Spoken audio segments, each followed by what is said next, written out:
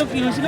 মূল বিষয়টা হচ্ছে বেলা 1টার পরে আমার পাশেই আপনার সমিতির একটা অফিস আছে, ক্ষুদ্র সমবায় সমিতি, যেখানে প্রতিদিনের কার্যক্রম অনুযায়ী আমার দৈনিক যে রুটিন আছে, রুটিন অনুযায়ী কাজে নামার পরে এখানে যখন যাচ্ছি আমি পাশের দোকানে চা খেতেছিলাম।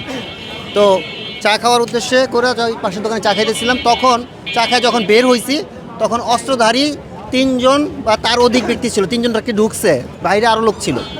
তো তারা একজন ডাইরেক্ট বলছে যে এখান থেকে সরে যা, নাইলে তোরে গুলি করে দিব, এরকম বলছে। আমাদের সাথে একজন কিছুক্ষণ পরে দৌড়ে আইসা সে নিজে তালা মারছে, এবং আমরা এখান থেকে ইট পাটকেল নিক্ষেপ করছি, 999-এ ফোন দিয়েছি।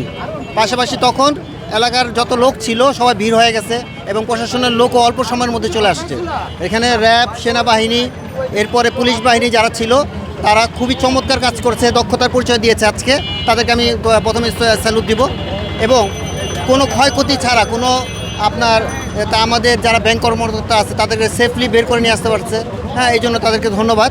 এবং চিনতে পারছেন, দেখছেন আপনি? না, ওদেরকে চিনি নাই, ওরা সম্ভবত এই এলাকার না, ওরা বাইরের কোথাও।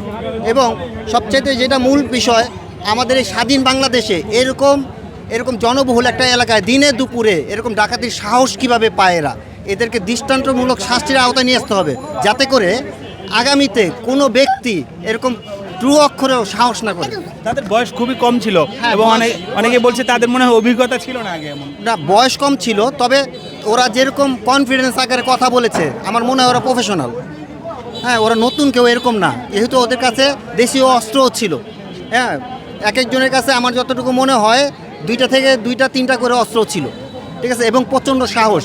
এবং আমার কাছে যতটুকু মনে হয় এরা মাত্র তিনজন এত বড় সাহস কিন্তু কইরা এই কাজটা করতে পারে না। এদের সাথে আরও অনেক বড় গ্যাং আছে, ঠিক আছে। হয়তো তারা কোনো রকম এটা আপনার ওদের কাজ হাসিল করতে পারলে তারা নেমে যেত, তাদেরকে তৎনগত নিয়ে যাওয়ার হয়, এরকম একটা বিষয় ছিল। তবে আমরা আশা করি, আমরা কেরানীগঞ্জবাসী যারা আছি এখানে আমাদের এরকম হয় না। আমরা এখানে ম্যাক্সিমাম লোকই ভালো, কোনো ঝামেলা নাই, ঠিক আছে। এইখানে তারা সতর্ক থাকবে।